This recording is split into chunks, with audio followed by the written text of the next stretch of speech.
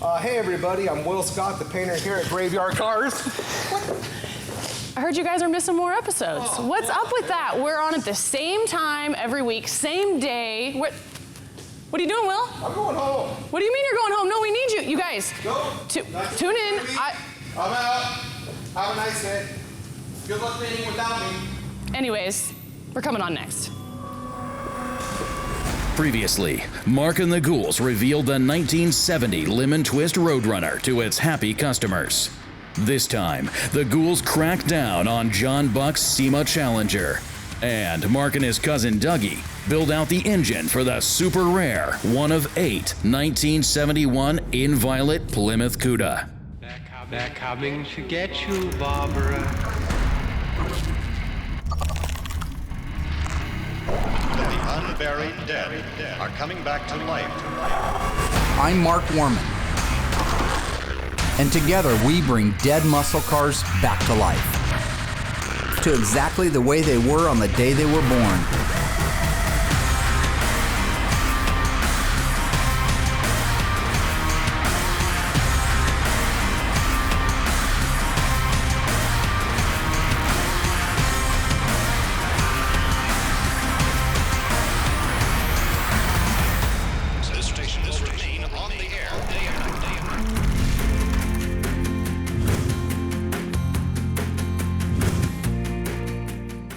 So now that I got our 1970 Challenger SE over to Dave, I took it off the whirly jig, put it on the bin pack, got that wrapped up. Now this week, I went ahead and went through and got the hood scoops, all the little parts and pieces that he usually gets later. I went ahead and got them done now. Got them over to Dave the past couple days. I got the hood left, I'm buffing it right now. Take the hood over today, get the hood on there, get it lined up perfect. Then Dave has that car 100% to start assembling. On our 70 Challenger RT, it's actually a special edition. That means it's RT SC. So what happens is the VIN number changes. It goes from a JS23, which is what it would have been just as an RT, to a JS29, which means it's got the formal roof, which is part of the A47 SE package. They only made 733 of these cars with a 440 and an automatic. So you're getting down into the pretty rare numbers with that one. The interior's mostly original. We do have to freshen up the front seats, but the owner wanted to leave it as close to original interior-wise as possible. The car is an original FF4 green, kind of an interesting color. It also has the body side moldings versus a stripe package that could have been available, or stripe delete. One of the things this gentleman wanted to do was the car was not a factory sound deadener car, meaning it wasn't a factory undercoating car. So what Will did was he emulated the original look by painting the bottom of the car the actual gray color that the dipping primer would have been, and then just oversprayed it, let the overspray hit it. So when you look underneath this car, it's pretty darn close to the way it would have started life back in 1970. I think that what's going to happen when we're done is he's going to have kind of a mix of the correctly done, beautiful exterior of the car under the hood, but on the interior, there's a lot of original DNA. And I think because he has so much history with it, the owner, he wanted to keep it that way, and I understand that. So now that this car is out of my life, I have a 69 GTX, a seafoam green one, which is a gorgeous color. So the pre-paint's all been done on that, so I'm gonna start blocking that out so I can do final paint probably beginning of next week. So I'll have that to do over to Dave here in the next couple weeks. The 71 Cuda Convertible was sent to me a couple of years ago. Got it disassembled, sent it out, and had it dipped. A lot of metal replacement on that car. It's a big dollar car, well into the 6 figures. It's not a special order car. Somebody ordered it this way to put it into inventory. That's what the sales code tells us. But it is FC7. This one has a white convertible top. It's also power, which was an option. They also put it over the top of a white guts. So you've got a Inviolate 71 Cuda 340 3-speed, one of 8 ever made. How many of those 8 were plumb crazy or Inviolate with white interior? My guess is it's probably the only one. You could very easily be down to a one-of-one car. So today, Doug and I are getting ready to put together the 1971 340. This is the engine that came out of our 71 Cuda 340 3-speed car. Did you get to see it before it came apart? No. It's a pretty cool car, yep. And just before I get started here, what we're gonna do, take a guess how many 71 Cuda 340 3-speed convertibles were built. Just a guess, a wild guess. Wild guess, 800. That's not a bad guess. You're almost right. Drop the last 2 zeros. 8. 8 were made. 20 with a 344 speed and 140 total convertible 340 cars. Wow. Yeah, the rest were autos, so pretty rare. Anyway, I want to do the heads, intake. We're going to go ahead and set the distributor because we're going to get it out and we're going to put it on the engine run stand. Build out the front with the timing cover. We can go ahead and put the carburetor on it, exhaust manifolds, oil pan, get this thing completely ready so that when it comes off the engine run stand, we can send it over to Will. He can paint it and they'll be ready to go on the rest of the assembly stand. So you got it? Sweet. Cutting Dougie, back by popular demand. Yeah, Cutting Dougie is back, right? Cutting Dougie, he demand. He was with me a couple of years ago, about 3 or 4 years ago. He was working with us, helped us work on the yellow AAR that we were working on, and back in the day, the Phantasm Cuda. I felt like with his knowledge and experience, and with his caution and care that he always exercises, he'd be perfect for building out these drivetrains. So I talked to him, made an offer, and I think it was a winner for both of us all the way around, and it's really nice to have him back. Dougie once held a 22 shell up in his fingers like this, struck a match, and held it underneath there until it exploded in his face. And when he was asked why he did it, he said, wah. That was his answer when he was, remember? Wah. Yeah, you say wah. Wah. I'd say, go get this, and he'd go wah. Wah. Which was why. Why? Why did I do that? Because you could. Yeah. That's a true story, by the way. Blew his face off. That isn't even his original face. You should see a picture of him as a kid. Bright carrot orange hair, which is why we called him Rooster, because of the Rolling Stones' Little Red Rooster. When he was 16, he got a little orange cookie duster right here, a little mustache. Kind of looked like Danny Bonaducci from the Partridge Family. Anyway, yeah, he's kind of. You had a littler nose too. Well, thank you. They say 2 things keep growing on a man as he gets older. Your nose is like that. You should be in the wrong business. You know what I'm saying? Okay, I'm gonna get the head gasket. You get the head. The 340 was introduced in 1968. It waved bye-bye in 1973. Now, it ran the gamut in that period of time. 68 to 70 typically are the more desirable ones. They're the higher horsepower. Getting to 70, getting your AAR and your TA Challengers that had a 3 Holley 2-barrel setup on it. And that's pretty cool. It's the only small block to ever leave the factory with multiple carburetors. Fast forward to 71, they did start to detune things a little bit. Compression came down a little bit. 72, 73 really was the end of it. Compression was down. They weren't performing like they did in 68 and 69 and 70. But truly a time-honored respect for the 340, and I don't care who you are or where you are, if you've ran a 340 with whatever you were driving, you learn to respect that engine, especially, like I say, the 68 to 70. I lost a few races to a couple of Challenger 344 speed cars, and I had a 440 in mine out of a 69 GTX, and they whooped my tail, so give it up. You have the torque sequence, bud? Yeah. What is it? I don't see a piece of paper with it written down anywhere. Well, you're gonna have to get one for me. Well, do you know the Because torque I don't sequence? have one. Well, how do you know how they go? Crisscross. Crisscross. Yeah. And I'm gonna take advice from the guy who blew his face off with a 22 shell. Okay. When you're torquing down a cylinder head, or for that matter, anything, there's a reason there is a torque specification, which is the amount of foot-pounds that you're gonna put on that bolt. There's also a reason that there's a sequence for it. They want you to work on a cylinder head from the inside evenly out until you have all the bolts tightened down in series to the right spec. If you don't do it, what you can tend to do is warp that cylinder head a little bit. He's gonna tighten the heads down here and do the torque sequence on them, basically, because he's what we call camera shy. You can see the pattern on the small block's really easy. One in the center, one right below it. Then you just work your way out. And then there, and then there, and there. And you'd have it. So, of course not that hole, the one right below it. Okay. Well, our 70 Dodge Challenger is pretty well buttoned up. Mark's just got to take it down to get in alignment. So while that car's out of the shop, I'm going to start banging away on our 70 Superbird tribute car. A lot of people ask, well, what's a tribute car? What a tribute car is, we actually took a 70 Roadrunner and we converted it into a 70 Superbird. So some people call it a clone.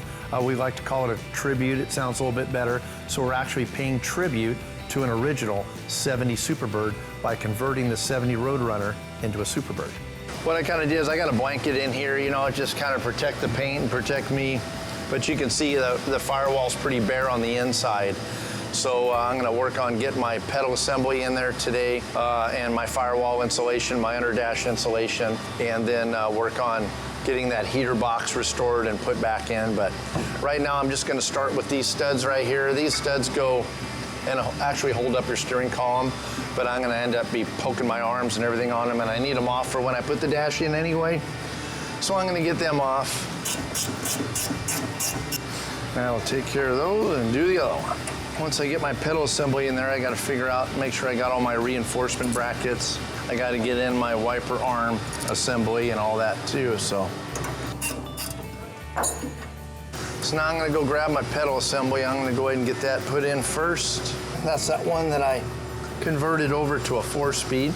This left side piece comes over pretty far, so I mean, I could put it in after the pedal's in there, but so you can see this little slot right here. It'll go right around this tab right here.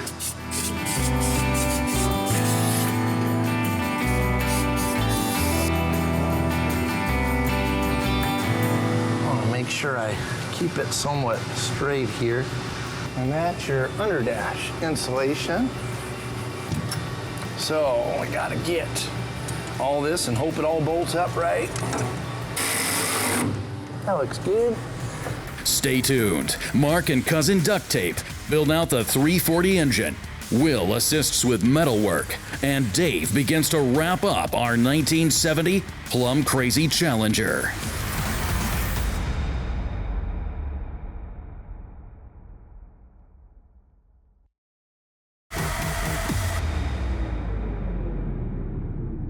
What size are those, Doug? 11/16. 3/4, I'm sorry. Oh, 3/4. Okay. No problemo at all. Oh man, no way. Won't fit, huh? No, sir. So what's happened on these small blocks is this area in here between the valves is so tight, right in here, that we can't use our normal 1/2-inch drive socket on it. And these actually take 95 foot-pounds of torque. A big block of 440 would only take 85. This actually takes more torque, probably because there's less bolts. This same 3/4 socket that fits these head bolts like this won't go between these valves right here. So we've got to cut down from a 1/2-inch drive to a 3/8 drive that'll go down in there. But that's a lot of torque on a little 3/8 socket. It won't hurt it. These are good sockets. But it'll mean that he has to use our 3/8 torque wrench instead of our nice long-handled, lots of leverage 1/2-inch. So. Okay. All right, so he's going to tighten that down to 95, 45 foot-pounds at first. He'll do both sides, and then he'll move over and do it to 95. Is it at 45? Yes. Pull constantly until those lights go all the way up the row here, and then it'll beep at you. Whoa, that was easy.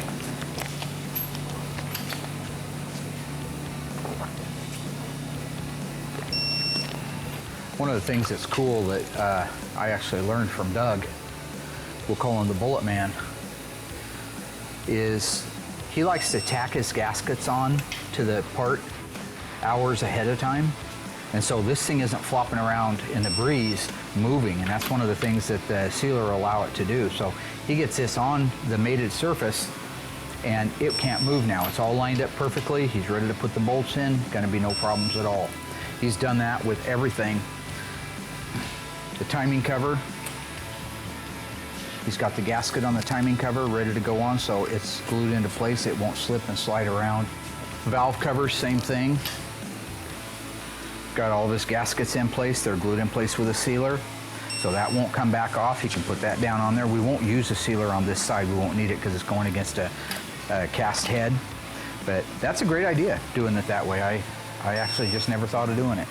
So what we do is we disassemble the engines here complete. Unbolt all the things off of it, such as the accessories, get it down to the bare long block. We take the heads off, we disassemble the short block, and then we take it over to the machine shop. Machine shop rebuilds the short block and rebuilds the heads.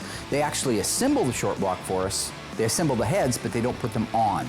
And the main reason for that is when it comes time to putting cylinder heads on, especially on your big blocks, that's where I come in. That's where our knowledge of what spark plug wire separator, what ignition bracket, what hose holder, what cable holder, what routing, what bolts, all those things that I get paid to know, they can't possibly know. So we just let them build the short block out, and we build the rest of it here.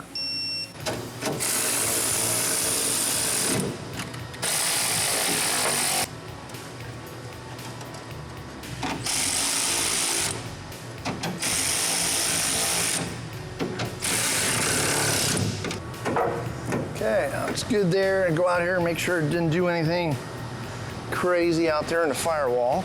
Make sure my master cylinder doesn't suck through something there. Yeah, I still gotta do a lot of plumbing in here. Make sure that pedal looks like she's nice and free. So now, I'm gonna work on getting my firewall insulation here. So.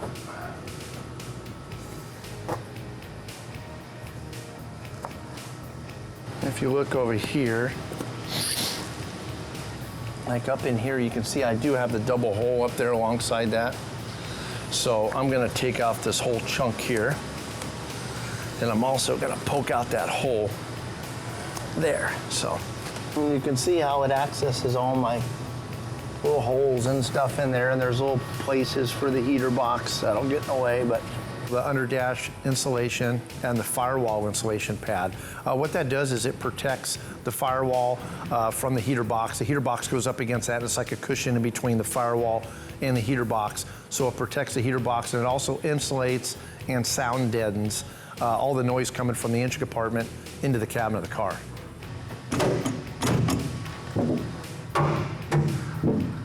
The stud's only going in that far, so you don't really need to drill into these things really good. I can kind of tell when they go in there if they're right or not. You got to hit them just square.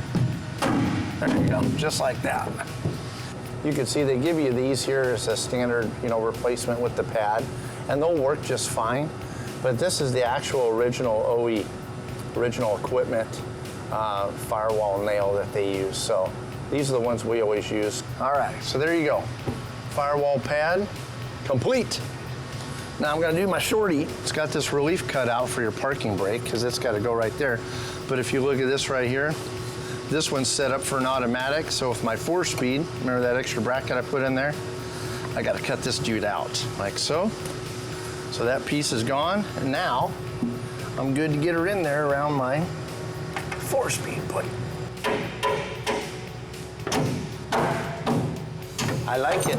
There you have it. The firewall installation went super easy. It's great having quality parts at our disposal.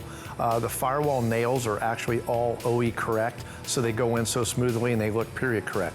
So it's always nice having all those great quality aftermarket parts.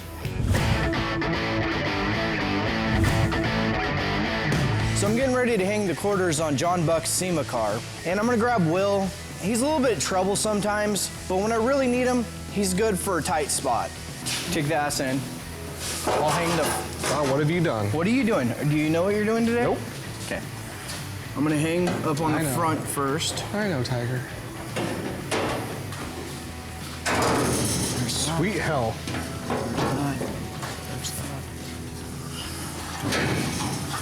I'm not sure why George asked me to help. I am slammed as it is. You want me to push this in?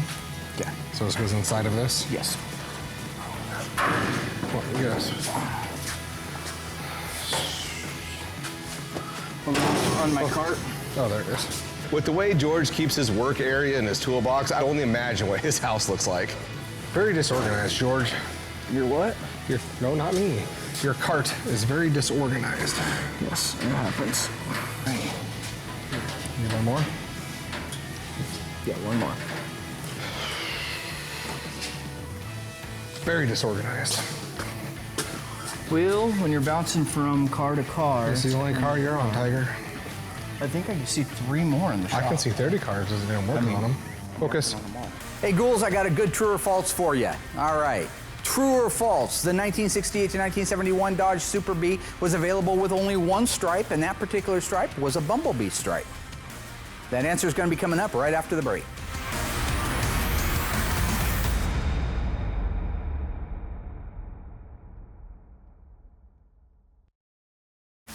Okay, what say ye, fellow ghouls?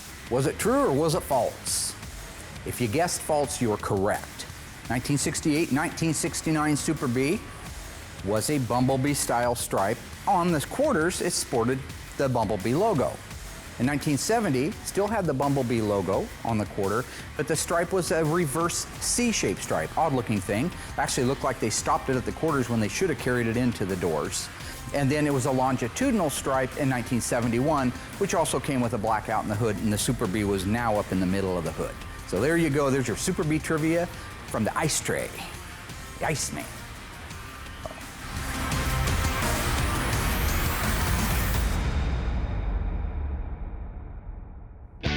So Doug's bolting together the 340 for the Cuda. I'm just kind of here for moral support, watching over him, making sure everything's exactly, because this is his first small block since he's been here. But doing a good job, and it's going together well. Half or 9? Half. Okay, ready for the next one? Once he sets that other one on there, then he will take his torque wrench out and torque these things down to spec. Boy, those are a lot more cooperative than the big blocks, aren't they? Yes. For whatever reason. I don't know why, but they sure seem to be. Right. Okay, beautiful. Let's put the intake manifold on.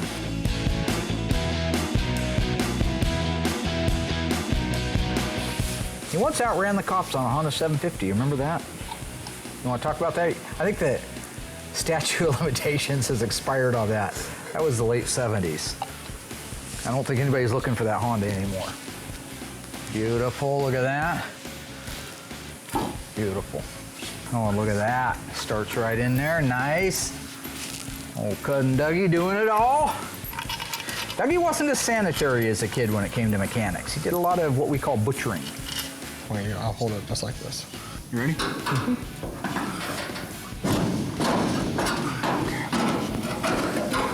And Watching George pound anything is funny, but metal's not something that you need to pound. These things should just basically just fall together. If the metal work's done right from start to finish, you don't need to beat anything as hard as George does.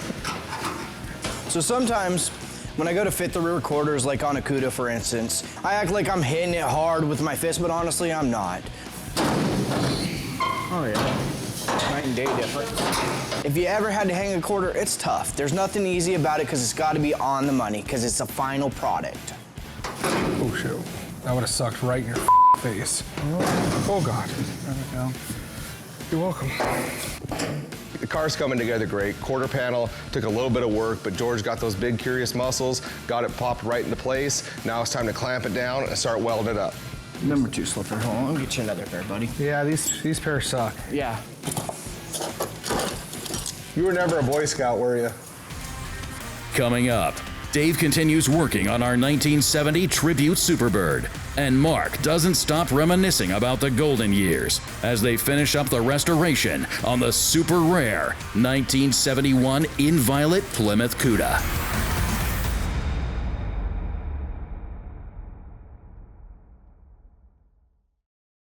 The 340 cubic inch engine was first introduced in model year 1968. While many viewed it as simply a larger version of the 318 that was standard on Mopars at the time, mainly due to it being cast from the same engine block, in truth, the two engines were very different. Differences included a double roller timing chain, a windage tray to improve top-end engine RPM by keeping the crank counterweights from churning the oil, larger high-flow exhaust manifolds, a viscous fan drive to cut power loss at high speeds, and stronger connecting rods, just to name a few. In 1969, the engine was left pretty much as is, but in mid-1970, Mopar added a higher performance version of the 340. This version included 3 2-barrel carburetors sitting on the high-rise intake. Dodge called the new version the 346 pack, while Plymouth called it the 346 barrel. These special motors had heavier engine blocks, identified by a TA on the side, only used in the Plymouth Cuda AAR and the Dodge Challenger Trans Am. These motors were part of what is known as a package car. Rated at 290 horsepower compared to the 275 horsepower of the normal 340 4-barrel version. They had a lot more pep in their step. Available for only a short time, these two package cars and the engines that made them unique were never offered by the factory in that configuration again. So far, Dave has nearly wrapped up our plum-crazy Challenger. Will and George have begun the metalwork on John Buck's SEMA car. and Mark and Dougie have started to build out the 340 to the ultra-rare 1971 Inviolate Plymouth Cuda. One night, he decides he wants to take his wife-to-be out to the drive-in. And I said, okay, I get it. All he had was that Honda 750, the Cop Runner, we called it.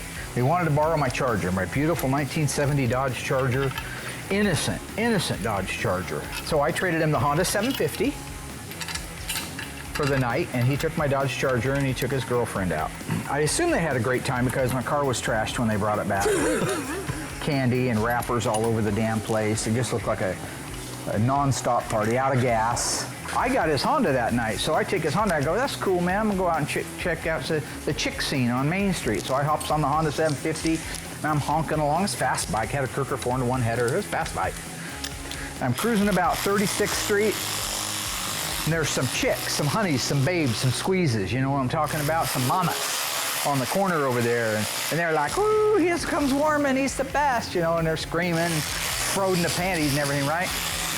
I honks on that throttle. Third gear, front end starts to come up, I'm back off the back because he likes to armor all the seat. I'm hanging off the back of it. I go to let off the gas, doesn't shut off. Throttle's stuck wide open. All the way to 42nd, I'm doing 120 miles an hour through the intersection by the time the throttle decided to let off. I asked Doug about it, he says, never did it to me. Well, what are the odds that it would do it to me? What did I do wrong? How far past full open did you pull that throttle? Well, I didn't put a pair of vice grips on it and stand on it. I mean, I just ran my wrist. You were stronger than I was. Yeah, almost killed me. And he was happy. He loved it. Wow. You know what, when you have a history with somebody, it's kind of fun to relive it. And it's even funner because you can add a little bit of, you know, seasonings to it, right? Because the original story, while palatable, isn't nearly as good as the time I'm done with it with all my little dressings on there, a little cayenne pepper, a little salt, you know, maybe dress it out with some parsley around the sides of it. Makes it a more robust story. I won't be getting If I anything had, back. I'd have been dead. All right, let's put the timing cover on. That's okay, go ahead. That intake? Yeah, go ahead. Good memories, growed up together. That was a good memory for you? We had a mutual uncle, Uncle Wayne. Uncle Wayne was a hater.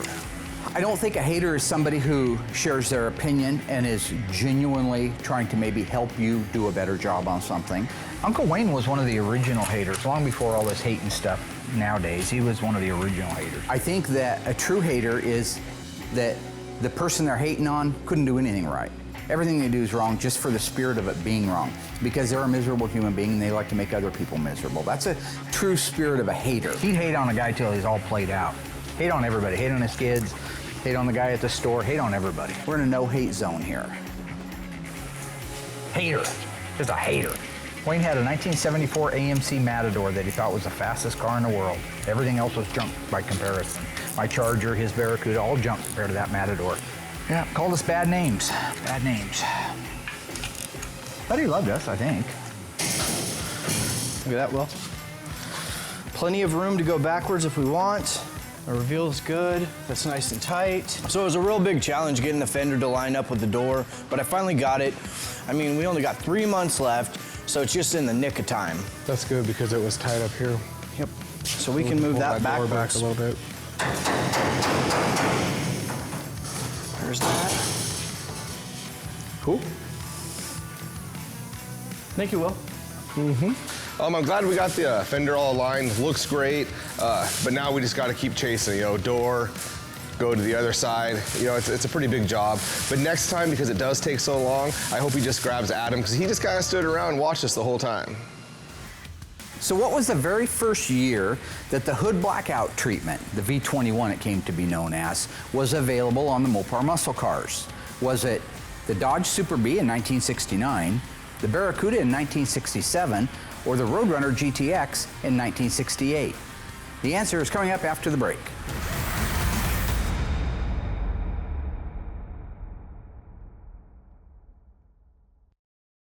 So what was the very first year for the hood sport treatment? It was 1968. It was on the Roadrunner and the GTX. Barracuda in that year certainly never had it in any years, to be honest. The 1969 Dodge Super Bee, now that's a cool car, but it never had the blackout hood treatment on it. A 69.5 A12 car did have a completely black hood, but that was a fiberglass liftoff. And in 1967, the GTX did have stripes on the hood and on the deck lid, but they were painted on and they were considered to be part of the sports package for the GTX.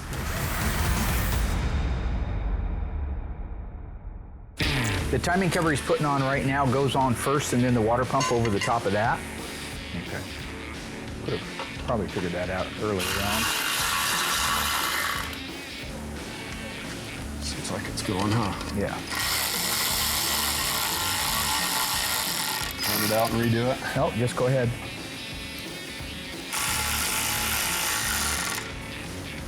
Where's the third? And then there should be the water pump one next. The water pump helps seal that. So.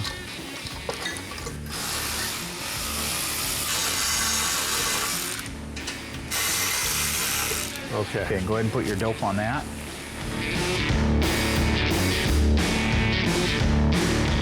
As I expected, Doug's doing a great job on the 340. It's his cup of tea, right? I mean, that's his thing. He was a small block guy. Growing up, I was always a big block guy.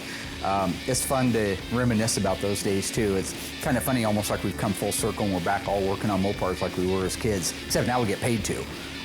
So I'm gonna leave him be, let him finish it out. It's going really well. I'll check back in with him tomorrow, see how he's doing, because we do got to get it down to the paint shop and back over to the build room so we can get it built out for the car.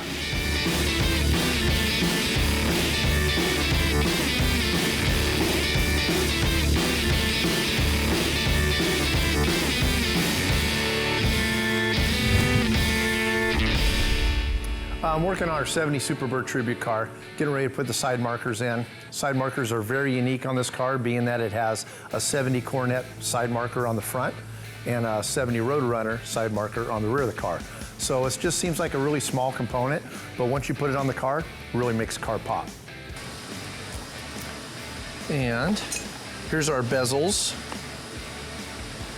and our lens, and here's our rears. So if you kind of notice, it's kind of goofy having a chrome bezel on the front and a painted bezel on the back. Reason being, this is a 70 Superbird. And the 70 Superbird has 70 Dodge Coronet front fenders on it. So that front bezel is chrome in 1970 on the Coronet. So that's one of the distinguishing features of a 70 Superbird, besides the nose, the crazy nose and the wing. So normally, our 70 Roadrunner, which this car basically started life as, would have painted bezels for the side markers of the front and the rear. But in the case of our Superbird, it's unique because this is our front and that's our rear. So really cool setup there, but I'm gonna put these babies together. So what you got here is you got some of your screws, your fasteners, and then you got your pigtails. And these pigtails go in there. As you can see, they don't screw in, they don't do anything. You got to kind of smash them in there. Whenever you bend these tabs around on the inside, it actually creates a connection to make a ground in there.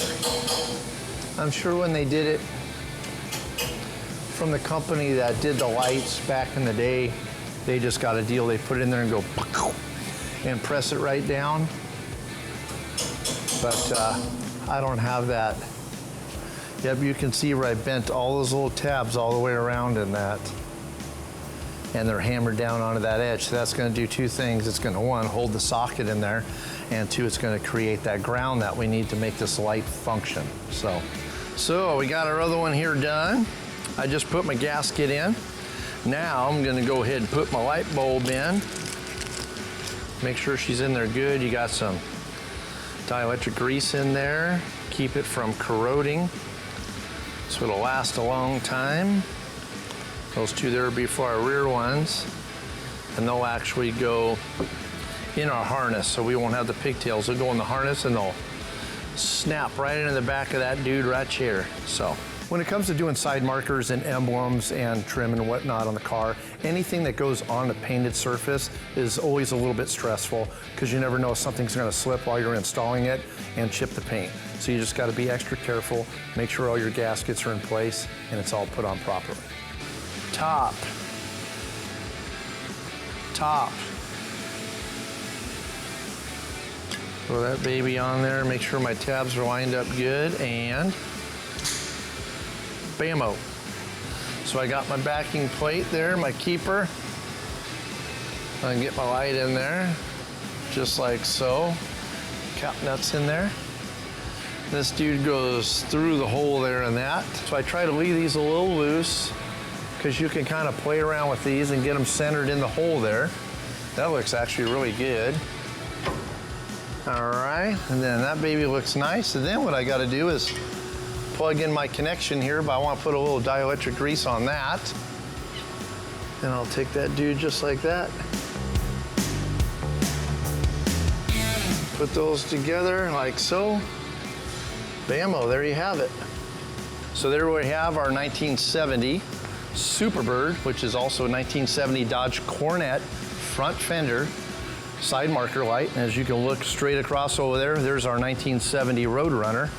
And this is basically a 70 Roadrunner, but you can see the side marker light on that is a 70 Roadrunner fender. And so it's got that painted bezel, just like our rear one does.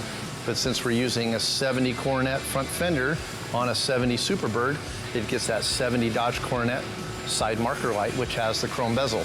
So it'll look kind of funny having a chrome bezel on the front and a painted bezel on the back, but that's the way it was on the 70 Superbird. So, little trivia there for you. Superbird Tribute's coming along really well. I just got to finish putting these side marker lights on, then I'll move on to the next stage.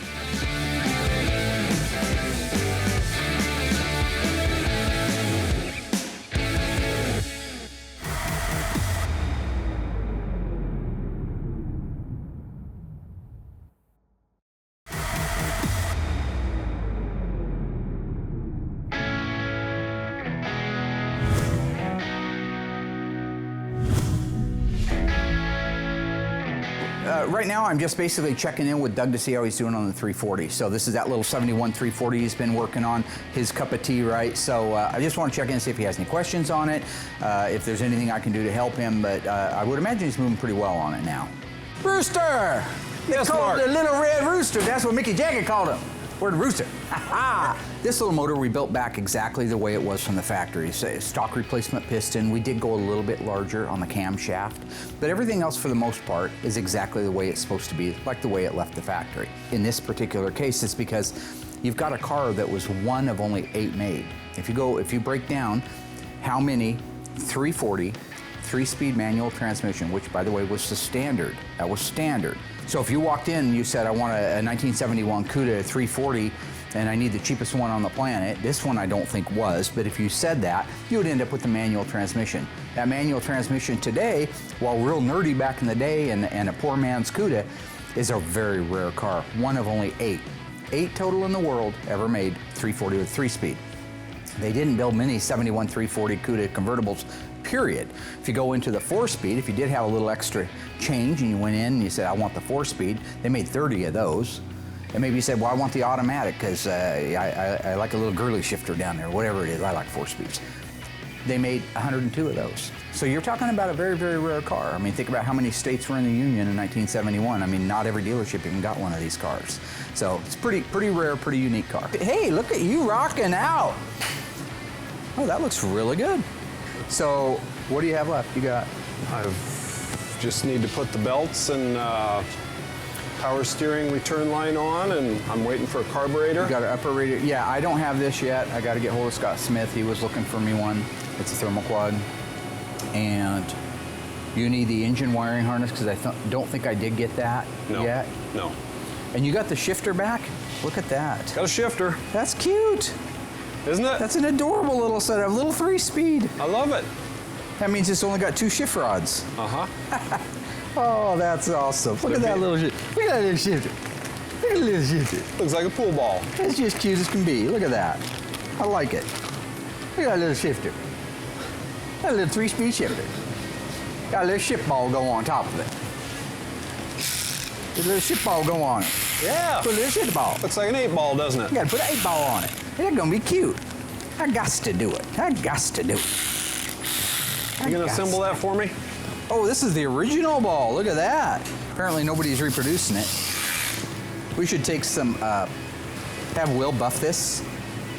Look at that, somebody put some pliers on that thing. Hey. Yeah. Who would do that? I don't know. Remind me, I'm gonna go ahead and order the carburetor. I'll call Smith, I'll order up the engine wiring harness, and I think that'll be everything. I'll see if they're reproducing that. But look at that little thing. It's just darling. It's adorable. Cousin Dougie almost bought a 71. Barracuda. Was it? Yeah, 71 Yeah. Barracuda with a 318 and a 3-speed in it, just like that, right Yep. before he bought his Grand Coupe pistol grip 4-speed. And you would have tore that out back then, wouldn't you? You'd have tore it out and found a pistol grip 4-speed for it. Yeah. The truth, right? Yeah, sure. I would have borrowed yours. You're a butcher. I didn't have one, smartass. I had a dead dad, a tumor in my foot, and an automatic transmission that slipped between second and third. And 8 crayons. Kind of like your elevator that slipped 8 between crayons. floors. I had 7 crayons. Tara broke the yellow one. You have 64 now. Get that thing put together. Yeah. We're gonna rock this town. We're gonna rock down to Electric Avenue. Remember that song? Yeah. Party on, Wayne.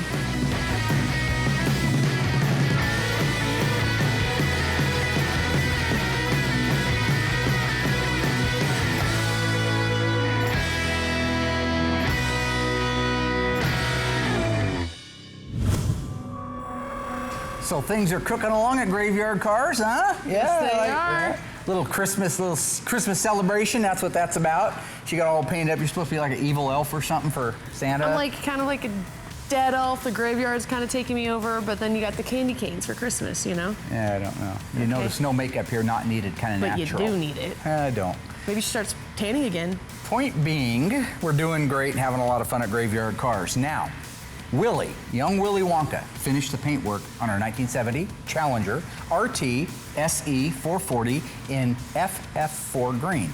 And how many of those were made? 1,288. Yeah, 733. But it's a good guess. Yeah, alternate facts. It's fine. Ish. Down in the body shop, by Curious George is not so curious right now. Your boyfriend, Who's that? Will Scott, is over helping by Curious George work on the metal on that car. That's my brother, Dad. Still my brother. Yeah. Brother. Maybe if you're from another state. Anyway, there are some subtle differences that have to be changed between the 73 to make it look like a 71. They are on it. George and her brother, Will, are on that. Dave kept his nose down, doing a good job on our Superbird, got the clutch and brake pedal swing arm assemblies installed. Very good.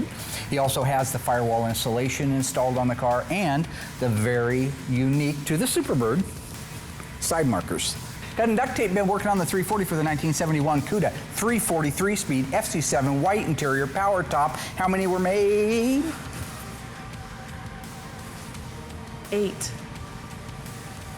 8-ish. Actually, that's the right answer. There were 8 made. What? Really? Was that really right? Yeah. Yes. Cool.